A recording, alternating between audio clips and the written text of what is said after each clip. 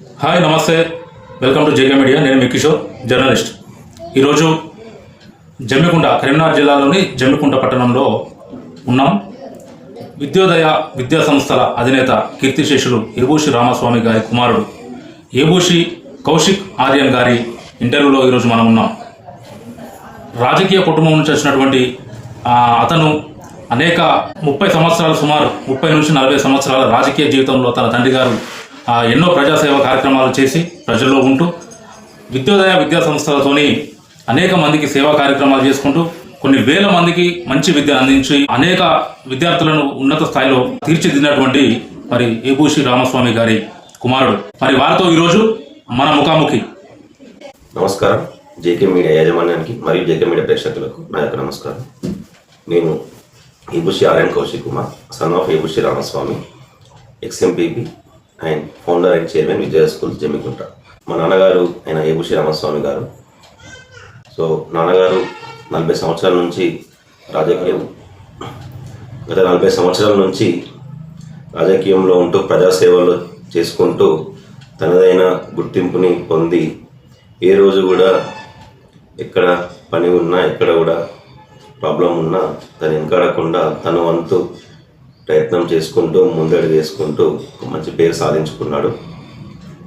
అదే ప్రయాణంలో మా నాన్నగారి ఆశీస్సులతో, తన ఆశీర్వాదంతో తన యొక్క చివరి కోరికైన నన్ను కౌన్సిలర్గా చూడాలనే కోరిక తను చూడలేకపోయాడు.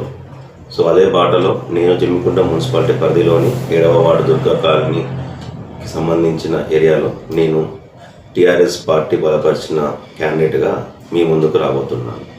మీ నాన్నగారు ఏబూసి రామస్వామి గారు 1997-8 సుమారులో ఆ టైంలో ఎంపీపీగా, జమ్మికుంట మండలి ఎంపీపీగా ఉన్నారు. అవును. ఒక విద్యోదయ విద్యా సంస్థల్ని స్థాపించి ఎంతో పేరు సంపాదించినటువంటి రామస్వామి సార్ గారు రాజకీయ ప్రస్థానంలో ఉన్నారు. అంటే ఇప్పుడు మీరు రాజకీయాల్లోకి రావడం కారణం మీ నాన్నగారేనా? మరి రాజకీయాల్లోకి రావాల్సిన అవసరం ఏముందని మీకు? మా నాన్నగారు ఎవరైతే ఏబూసి రామస్వామి గారు ఉన్నారో తను 40 ఏళ్ళ రాజకీయ పరిస్థితిలో ఏ రోజు కూడా ఏ చిన్న మచ్చలేని నాయకుడిగా, ఎంతో పేరు పొందిన నాయకుడిగా, ప్రజాసేవ చేసిన నాయకుడిగా, ఆయన చూడని పోస్టులు, ఆయన చూడని జనం, ముద్దసాని దామోదర్ రెడ్డి గారైన వానికి ప్రత్యేక అనుచరుడుగా ఈ రాష్ట్రంలోనే టీడీపీ క్యాడర్లో స్పోక్స్ పర్సన్గా చేసిన మా నాన్నగారు. నేను చిన్నప్పటి నుంచి, నాకు ఊహ తెలిసిన దగ్గర నుంచి నేను మా నాన్నగారు రాజకీయం చూశాను, మా నాన్నగారు రాజకీయంలో ఉన్నాను. ఇదే మా ఇంట్లో రాజకీయం చేశాడు అతను. దామోదర్ రెడ్డి గారైనా, ఎవరైనా పెద్ద పెద్ద నాయకులైనా ఆ కాలంలో టీడీపీ వాళ్ళు ఎవరైనా మా నాన్నగారి దగ్గర నుంచే, ఇక్కడి నుంచే అన్ని రాజకీయం అనేది మొదలైంది, చేశారు. సో నేను రాజకీయం రావడానికి ప్యాషన్ అనేది ఏం లేదు.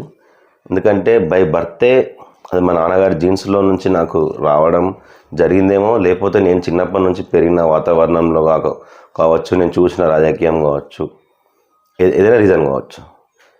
ఏదైతే మా నాన్నగారు స్థాపించిన విద్యా సంస్థలు ఉన్నాయో ఆ సంస్థలను ఆయన చాలా కష్టపడి ఎన్నో అడ్డంకులు, ఎన్నో స్ట్రగుల్స్ తీసుకుని ఆయన మనకు 2011లో కూడా స్టేట్ 4th ర్యాంక్ కూడా తీసుకొచ్చి, తర్వాత అతను కొన్ని అనుకోని సందర్భాలలో హెల్త్ ప్రాబ్లంతో 10 ఇయర్స్ సిక్ అయినా ఏ రోజు కూడా ఆయన విద్యని కానీ ప్రజాసేవని కానీ పక్కకు పెట్టలేదు. ఆయన వంతు ప్రయత్నం చేశాడు. నేను కూడా last 5 years back after completing నా స్టడీస్ తర్వాత నేను కూడా వచ్చాక మనకెందుకు జాబ్ చేయడం, మనమే సంస్థ ఉన్నది, దీన్ని డెవలప్ చేసుకోవాలన్న దాని మీద నేను నా సంస్థలోకి దిగడం. కౌశిక్ గారు, మీ విద్య ఎక్కడ జరిగింది, ఎంతవరకు చదువుకున్నారు మీరు? నేను వచ్చేసి 10th క్లాస్ వరకు హైదరాబాద్లో చదువుతాను. నా బాల్యం జమ్మికుంటలో మన విద్యోదయ స్కూల్లో జరిగింది. ఆ తర్వాత నేను పై చదువులకు హైదరాబాద్లో చేశాను. నేను బీటెక్ గ్రాడ్యుయేట్ని. బీటెక్ కంప్లీట్ చేసి తర్వాత జమ్మికుంటకు వచ్చేసి ఇక్కడనే మన స్కూల్ని చూసుకుంటూ, నాన్నగారిని చూసుకుంటూ నేను ఇక్కడే ఉండి ప్రజెంట్ అయితే ఇక్కడే ఉంటున్నాను. జమ్మికుంట నుంచి అంటే కరీంనగర్ జిల్లాలో ఒక పేరు సాధించినటువంటి విద్యోదయ విద్యా సంస్థలు మంచి ఎడ్యుకేషన్ ఇస్తుంది, మంచి ర్యాంక్స్ తీసుకొస్తుంది. 2009-2010 సుమారులో స్టేట్ ఫస్ట్ ర్యాంక్ కూడా వచ్చింది, చాలా వార్తలలో చూసినాం. అవును. అంత మంచి ఎడ్యుకేషన్ సిస్టము, అంత మంచి ఎడ్యుకేషన్ సంస్థ ఉంది అని అనుకున్నప్పుడు మీ ఏదైతే మీ ఆలోచన విధానం ఉందో అంటే ఈ చదువులో వెళ్ళిపోయి ఇదే విద్యా సంస్థలు స్థాపించి అదే వేలో ఉండకుండా మరి ఎందుకని చెప్పి రాజకీయాలను ఎన్నుకున్నారు? నేను రాజకీయం అనేది నా సొంతంగా ఎప్పుడు ఎన్నుకోలేదు. నేను సంస్థలో ఉన్నాను, సంస్థను పట్టుకునే ఉన్నాను, సంస్థను డెవలప్ చేసుకున్నాను, దానిపైనే ఉన్నాను. నేను ఏదో సంపాదన కోసమో, నా ఆస్తులు కాపాడడానికి కోసమో, లేకపోతే ఇంకా దేనికోసమో రాజకీయాల్లోకి రాలేదు. నేను అలా సంపాదించుకోవాలనుకుంటే నా స్కూల్ని డెవలప్ చేసుకోవచ్చు, మల్టిపుల్ బ్రాంచెస్ పెట్టుకోవచ్చు, పెద్ద పెద్ద ఇన్స్టిట్యూషన్తో టైఅప్ కావచ్చు, ఇలాగైనా నాకు లాభం పొందే ఎన్నైనా విధాలు చేసుకోవచ్చు. కానీ ఏ రోజు కూడా మనము సంపాదించుకోవాలన్న దాని మీద మా నాన్నగారు లేరు, ఐదర్ ప్రజాసేవలో లేరు, విద్యాసేవలో లేరు. ప్రతిదీ కూడా సేవ అనే భావంతోనే చేశాడు. అదే సేవ భావంతో నేను కూడా ముందుకు రావాలి. మా నాన్నగారు లేనంత మాత్రాన ఆయన పేరు లేకుండా ఉండొద్దు. నేను ఉన్న రోజులు ఆయన పేరుని నేను తలుచుకుంటూ ఆయన సేవ మార్గంలో నేను ఉండాలన్న దానిపైన రాజకీయంలోకి వచ్చాను తప్ప రాజకీయంలోకి వచ్చి ఇలాంటి వేరే విషయాలకు అయితే కాదు. అయితే రాజకీయము తండ్రి దగ్గరికి వెళ్ళి చిన్నప్పటి నుంచి చూసుకుంటూ వచ్చిండ్రు. రాజకీయంలో ఈ విధంగా ప్రజాసేవ ఉంటుందా అనే ఆలోచన కూడా మీకు కలిగింది అనేది మేము కొంత ఫీడ్బ్యాక్ తీసుకున్నాం ప్రజలకు వెళ్ళి. అంటే రామస్వామి సార్ వారి యొక్క కుమారుడు ఎవరైతే ఉన్నారో వారు మళ్ళీ మా వార్డుకు కౌన్సిలర్కే కావచ్చు, అవకాశం ఉంటే జమ్మికుంటకు చైర్మనే కావచ్చు, ఇలాంటి ఉన్నత పదవులలో వారు ఉంటే మాకు అతను 100% సేవ చేయగలుగుతారు అనేది మేము ఫీడ్బ్యాక్ తీసుకున్నాం ప్రజల నుంచి. మరి అంత నమ్మకం కలగడానికి మీరు అతి కొద్ది రోజులలోనే మీరు చేసిన పనులు ఏంటి? సో మీ వరకు నా గురించి ఇంత మంచి ఫీడ్బ్యాక్ ఇచ్చిన ప్రజలకు నా యొక్క ధన్యవాదాలు. సో నేను అదే చెప్పాను, ఏదైతే మెయిన్గా నేను ఈ జమ్మికుంటలో ప్రజలకు చేసిందంటే మెయిన్గా విద్యాసేవే. మన సంస్థలో ఏ రోజు కూడా మనము ఫీజు విషయంలో కానీ ఇంకే విషయంలో కానీ పేరెంట్స్ని కానీ పిల్లల్ని కానీ ఇబ్బంది పెట్టింది లేదు.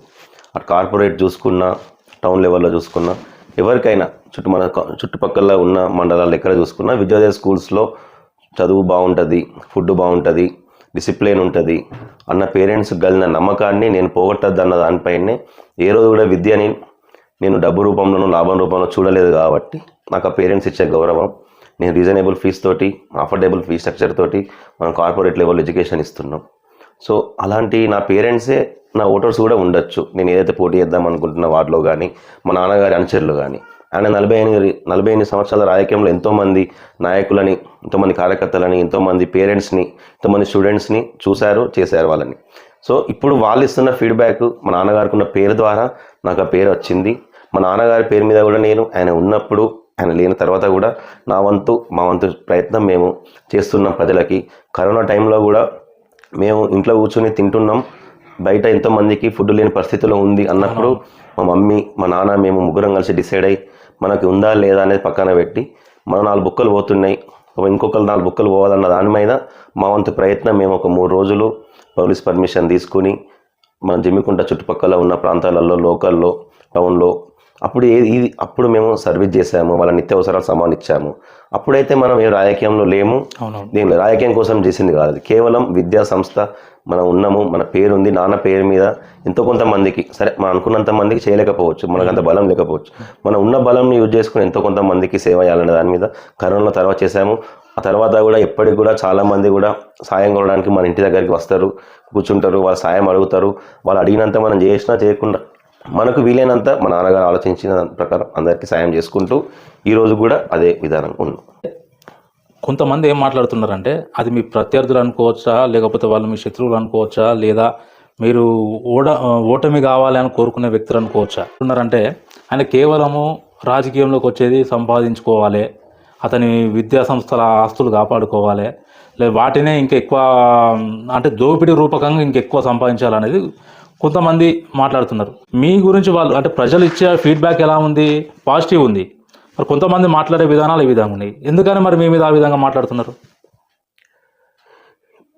ప్రజలు 2 రకాలు ఉంటారు కదా, మన మంచి కోరే వాళ్ళు ఉంటారు, మన చెడు కోరే వాళ్ళు ఉంటారు. నేను ఆ చెడు కోరే వాళ్ళు ఎవరు లేరని అనుకుంటా. ఎందుకంటే నేను ఎవరు చెడు చేయలేదు కాబట్టి, నా ద్వారా ఎవరు అన్యాయపరచలేదు, ఎవరిని నేను హింస పెట్టలేదు కాబట్టి అందరు నా వాళ్ళే అనుకుని ఉంటా. సో ఎక్కడనో ఎవరికో అలా అనిపించింది అన్న దానిపైన అంటే మాకు ఇచ్చిన ఫీడ్బ్యాక్ ప్రజల నుంచి కాదు, ఇది ఈ ప్రత్యర్థులు అన్నప్పుడు ఇంకొక పార్టీ నుంచి వచ్చే వ్యక్తులే కావచ్చు, లేదా వాళ్ళ రాజకీయం ఆటలు సాగకుండా మాకు ఇక్కడ అడ్డుపడతాడేమో అనే వ్యక్తులే కావచ్చు. అంటే ఇలాంటి వ్యక్తులు మిమ్మల్ని కోరుకోవడం లేదు అక్కడ.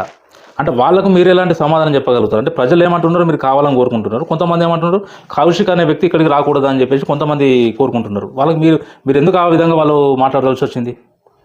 సో ఏదైతే ప్రత్యర్థులు ఉన్నారో నేను ఎప్పుడు కూడా నాతో పోటీ చేసే వాళ్ళకైనా ఎవరికైనా బయట ఒకటే చెప్తా, రాజకీయం అనేది శాశ్వతం కాదు. అవును. మన ఎలక్షన్స్ అనేది శాశ్వతం కాదు. ఈ 10-15 రోజులు మనం ఎంత కొట్టుకున్నా, ఎంత తిట్టుకున్నా, ఒకరిని నిందలేసుకున్నా, రేపటి రోజున అందరం మళ్ళీ లేచి ఎవరి ముఖం వాళ్ళు చూసుకోవాల్సిందే. ఏదో ఒక రోజు ఎవరికొన్న ఒకరితోటి ఏదైనా మనకున్న ఆపదల సాయం పడచ్చు. నేను నా ప్రత్యర్థులకు పడచ్చు, నా ప్రత్యర్థులకు అవసరం నా అవసరం వాళ్ళకు పడచ్చు, వాళ్ళ అవసరం నాకు పడచ్చు. నేను ఇంకొంతమంది కూడా వయసులో చిన్నవాడు, ఈయన ఏం చేస్తాడు, ఈయనకంటే సీనియర్లు ఉన్నారు అని కూడా నా మీద చాలా నిందలేశారు. మీరు ఏదైతే అన్నారో అది నా దాకా కూడా వచ్చాయి. సో మనము చూడండి, మనం వినంది నమ్మడం అనేది కరెక్ట్ కాదు. సో చెప్పడానికి ఎంతో మంది చెప్తారు, వాళ్ళ దగ్గర ఉన్నోడు మనల్ని మన నుంచి దూరం చేయాలని కోరుకోవడానికి ఉంటారు. సో నేను ఇప్పటికీ ఈ రోజు కూడా నేను ప్రచారం చేసేటప్పుడు కూడా నా ప్రత్యర్థులు కలిస్తే వాళ్ళని బావా, అన్న, రారా, పోరా అనే మాట్లాడుతున్నా తప్ప ఏ రోజు కూడా వాళ్ళ శత్రువులాగా అయితే నేను ట్రీట్ చేయలేదు. ఎందుకంటే ఈ 10 రోజులు ప్రచారం తర్వాత గెలిపోవటం ఎవరో ఒకరు గెలుస్తాను నలుగురులా. నేను ఓడిపోయినా ఇంకా నా ప్రత్యర్థి గెలిచినా నా సపోర్ట్ ఉన్నాయి, మళ్ళీ 5 years నేను సపోర్ట్ చేస్తా. ఎందుకంటే నా వార్డు డెవలప్ కావాలి అన్నప్పుడు నేను గెలిస్తే నేను నా ప్రయత్నం చేసి డెవలప్ చేయడానికి ట్రై చేస్తా. నేను అనుకున్న పరిస్థితులలో ఓడిపోతే, ఓటమి నాకు దక్కితే, గెలిచిన తన్ని నేను రిక్వెస్ట్ చేస్తా, అన్న, బావ ఎవరైతే గెలుస్తారో వాళ్ళు, బ్రదర్ ఎవరైనా మన వార్డులో ఈ సమస్యలు ఉన్నాయి, దీన్ని మీరు ఇప్పుడు యాజ్ ఏ కౌన్సిలర్గా మీరు దీన్ని చూసుకోండి, దీన్ని చేయండి, డెవలప్ చేయండి, వార్డు ప్రజల కోసం చేయండి తప్ప నేను ఒకరి మీద ఏ రోజు కూడా నిందలు వేయలేదు, నిందలు సృష్టించం కూడా. అలాంటి రాజకీయం చేసేవాడిని అయితే కాదు. పక్కన మీద బురదజల్లి రాజకీయం చేసే రాజకీయం అది మా నాన్న దగ్గర లేదు, మా నాన్న దగ్గర నుంచి అది మా దగ్గర కూడా లేదు. ఏబూసి రామస్వామి గారు అతని రాజకీయ జీవితం మొత్తం టీడీపీలో గడిచింది. అతని టీడీపీ నుంచి మరి అంటే లాస్ట్ టైంలో అనుకుంటా తను బీఆర్ఎస్ అధికారంలో ఉన్న టైంలో, కాంగ్రెస్ అధికారం రాకముందు తను బీఆర్ఎస్ దగ్గరికి వెళ్ళిండు. ఇప్పుడు అధికారంలో కాంగ్రెస్ పార్టీ ఉంది. మరి కాంగ్రెస్ పార్టీ నుంచి కాకుండా బీఆర్ఎస్ పార్టీ నుంచి మీరు పోటీలో ఉంటున్నారు.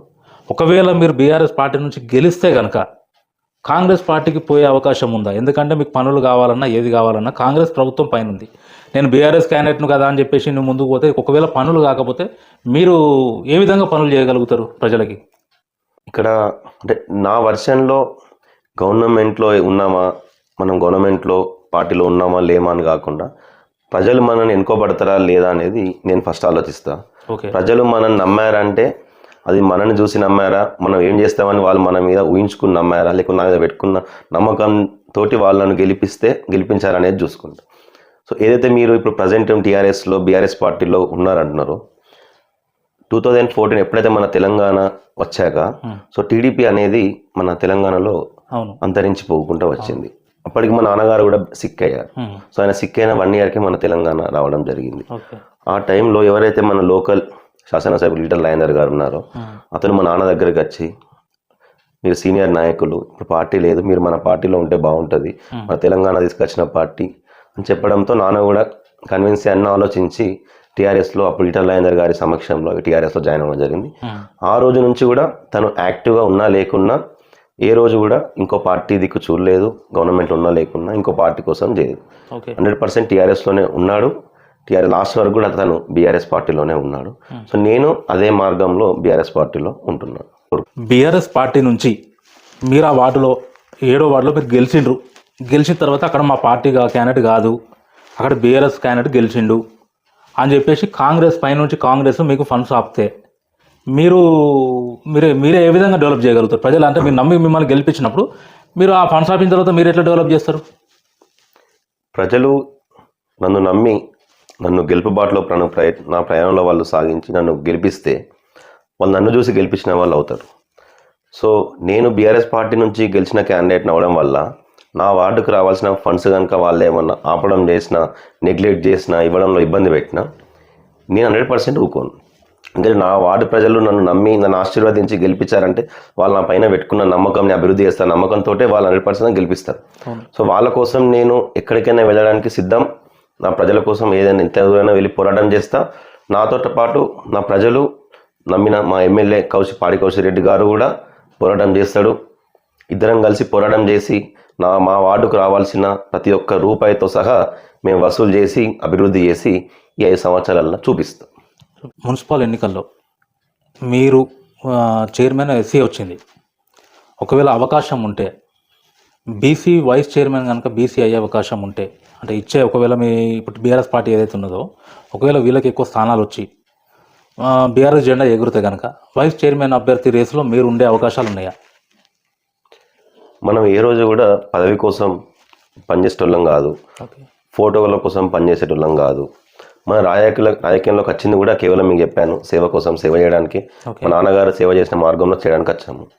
సో మీరు అన్నట్టు ఆ దేవుని దైవంలో ప్రజలు, మా జమ్మికుంట మున్సిపాలిటీలోని 30 వాళ్ళ ప్రజలు మా బీఆర్ఎస్ క్యాండిడేట్స్ బలపరిచిన క్యాండిడేట్స్ అందరినీ గెలిపించుకుని మా మున్సిపల్ చైర్మన్ అభ్యర్థి మా పార్టీ నుంచి అవుతే అంతకంటే సంతోషం మాకు ఇంకేం ఉండదు. ఎందుకంటే మా ఎమ్మెల్యే గారు ఉన్నారు. సో మేము ఇంకా మా మున్సిపాలిటీ చైర్మన్, మా మున్సిపాలిటీ మా పార్టీకే పరిమితం అవుతే మేము ఇంకా డెవలప్ చేసుకునే ఛాన్స్ ఎక్కువ ఉంటుంది. సో మీరు అన్నట్టు పైన చైర్మన్ ఎస్సీ జనరల్ అవడం వల్ల బీసీ వైస్ చైర్మన్ బీసీకి రావడం వల్ల మీకు రాచే ఛాన్స్ ఉందనుకుంటే, నాకు ఆ శక్తి ఉండి నేను చేయగలుగుతా, ఒక వైస్ చైర్మన్ బాధ్యతలు చేయగలుగుతా అనేది మా ప్రజలు, నా తోటి కౌన్సిలర్లు అండ్ మా చైర్మన్ అభ్యర్థి ఎవరైతే వాళ్ళు, ముఖ్యంగా మా ఎమ్మెల్యే పాడి కౌశిక్ రెడ్డి గారు నమ్మి నాకు ఇస్తే 100% నేను స్వాగతిస్తా. నాకు ఇచ్చిన బాధ్యతలు 100% నేను నెరవేరుస్తా. ఈ జమ్మికుంట మున్సిపాలిటీలో మీకు అంటే ఏబూసి రామస్వామి గారి కుమారుడైనటువంటి కౌశిక్ గారికి హుజరాబాద్ నియోజకవర్గం ఎమ్మెల్యే కౌశిక్ రెడ్డి గారి దగ్గర మీ స్థానం ఏ విధంగా ఉంది? అంటే మీకు ఇచ్చే ప్రిఫరెన్స్ ఎంత ఉంది? సో మా ఎమ్మెల్యే పాడి కౌశిక్ గారు ఫస్ట్ నుంచి కూడా మా నాన్నగారికి చాలా మర్యాదగా ఉండడం, సో మా నాన్నగారిని సలహాలు అడగడం, చాలాసార్లు మా నాన్నగారికి కానీ కౌశిక్ రెడ్డి గారికి కానీ మంచి అనుబంధం ఉంటుంది. తను ఒక సీనియర్ నాయకుడైన మా నాన్నగారిని ప్రతిసారి కౌశిక్ రెడ్డి గారు, మా ఎమ్మెల్యే గారు అన్నిటికీ ఆహ్వానిస్తాడు, అన్నిటికీ రెస్పాన్స్ ఇస్తాడు, చాలా రెస్పెక్ట్గా ఉంటాడు. సో అదే తన కొడుకైన నన్ను కూడా అన్న ఏ రోజు కూడా ఒక నార్మల్ క్యాండిడేట్ కాకుండా తను ముఖ్య నాయకులకు ఇచ్చే ప్రిఫరెన్స్ కానీ, ముఖ్య నాయకులకు ఇచ్చే టైం కానీ నాకు ఇవ్వడం జరుగుతుంది మా అన్న.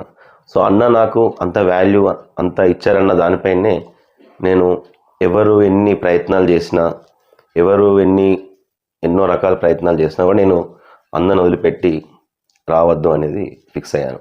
సో ఇప్పుడు గవర్నమెంట్ లేకున్నా బీఆర్ఎస్ పార్టీ నుంచే నేను పోటీ చేయడానికి కారణం కూడా మెయిన్ రీజన్ మా ఎమ్మెల్యే పాడి కౌశిక్ రెడ్డి గారే. సో నేను నా రాజకీయంలో ఉన్న రోజులు అన్నతోటే నా ప్రయాణం, అన్నతోటే, అన్న అడుగుజాడలో నడుస్తా, అన్నతోటే ఉంటా.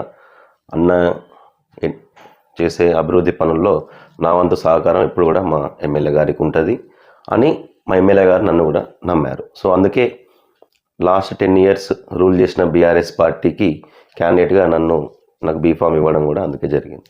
ఏబూసి ఆర్యన్ కౌశిక్ గారు 7వ వార్డులో ఒకవేళ ఓడిపోతే నెక్స్ట్ వారి నిర్ణయాలు ఏ విధంగా ఉంటాయి? అంటే రాజకీయానికి స్వస్తి పలికి విద్యా సంస్థలను అవే చూసుకునే పనిలో పడుతుందా, లేదా తదుపరి నిర్ణయాలు ఏమైనా తీసుకునే అవకాశం ఉందా?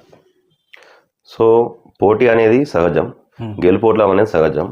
నలుగురు పోటీ చేసిన దగ్గర ఒకరికి గెలుపు ఉంటుంది, మిగతా 3 ఓటమి ఉంటుంది. సో గెలుపు పొందినామని ఎంత సంతోషపడతామో ఓటమి అనేది కూడా బాధాకరమే కావచ్చు, కానీ ఆ బాధను అధిగమించాలి, మనం మళ్ళీ ప్రయత్నించాలి. ఎందుకంటే ఇవాటితో ఆగేది కాదు, మన ఫ్యూచర్ ఉంది, లైఫ్ ఉంది. ఇవాళ కాకపోతే రేపు అన్నట్టుగానే భావిస్తాను. సో ఇండోలో ఎలాగైతే నేను అటు విద్యా సంస్థల్ని చూసుకుంటూ ప్రజాసేవలో ఉన్నాను, తదుపరి 5 సంవత్సరాలు కూడా అదేవిధంగా మా ఎమ్మెల్యేగా అడుగుజాడల్లో ఉంటూ తను చేసే అభివృద్ధి పనులు సహకరిస్తూ మా స్కూల్స్ని చూసుకుంటూ, అదేవిధంగా నన్ను నమ్మి నాకు టికెట్ ఇచ్చిన మా ఎమ్మెల్యే గారి మాట తప్పకుండా మా ప్రజలు, మా 7వ వార్డు ప్రజలతోనే ఉండి నా వంతు ప్రయత్నం ఇంకా కొనసాగిస్తా, ఇంకొంచెం ఎక్కువ సేవ చేసే ప్రయత్నం చేస్తా. సో దానివల్ల నేను మళ్ళీ ఎలక్షన్లు వచ్చినప్పుడు గెలిచే ఛాన్స్ ఉంటుంది. హుజూరాబాద్ నియోజకవర్గంలో హుజూరాబాద్, జమ్మికుంట ఈ 2 మున్సిపాలిటీలు ఉన్నాయి. ఈ 2 మున్సిపాలిటీలలో బీఆర్ఎస్ పార్టీ మున్సిపల్ కైవసం చేసుకునే అవకాశాలు ఉందంటారా? 100% ఉందండి. ఎందుకంటే గత 10 సంవత్సరాలుగా బీఆర్ఎస్ పార్టీ కేసీఆర్ గారి నాయకత్వంలో ఎంతో అభివృద్ధి చెందింది. అందులో మెయిన్గా మన హుజూరాబాద్ కాన్స్టిట్యున్సీ చాలా అభివృద్ధి చెందింది మన తెలంగాణ స్టేట్లో తీసుకుంటే. దానికి నిదర్శనం ఈరోజు మనం వెళ్తున్న రోడ్లు కానీ, మన ఇంటింటికి వచ్చిన మిషన్ భైరత పైపులు కానీ ఇలాంటి ఎన్నో ఎన్నో ఎన్నో సంక్షేమ పథకాలు కానీ ఎన్నో రకాలుగా ఇవాటికి కూడా నేను ఇప్పుడు ప్రచారం చేస్తుంటే కూడా మా వార్డు ప్రజలు నన్ను చూసి నన్ను ఆశీర్వదిస్తానతో పాటు ఏ పార్టీ నుంచి చేస్తున్నావు, ఏ గుర్తు నుంచి చేస్తున్నావు అనేది వాళ్ళు బలంగా చెప్తున్నారు. నా నోటి నుంచి నేను కేసీఆర్ గారి నాయకత్వంలో ఉంటున్నాను, నేను బీఆర్ఎస్ జెండా మోస్తున్నాను, నేను కారు గుర్తులనే ఉన్నసరికి వాళ్ళ ముఖంలో చాలా సంతోషం ఉంటున్నది. అందరూ నేను పోటీ చేయడానికే సంతోషపడడంతో పాటు నేను బీఆర్ఎస్ పార్టీలో పోటీ చేయడం అనేది వాళ్ళకి ఇంకింత సంతోషం ఉంది. 100% మా ఎమ్మెల్యే గారు, ఇక్కడ ఉన్న మా ఎమ్మెల్యే కౌశిక్ రెడ్డి గారు మేము బీఆర్ఎస్ పార్టీలోనే ఉన్నాం కాబట్టి 99 కాదు 100% జమ్మికుంట మున్సిపాలిటీ మా బీఆర్ఎస్ఏ కైవసం చేసుకోబోతుంది.